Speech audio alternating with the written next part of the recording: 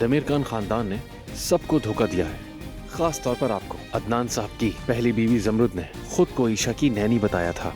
क्या वो पुरसुकून होकर अदनान भाई को माफ कर देंगी? मेरी बहन जिद्दी है, मौका मिलते ही चली जाएंगी।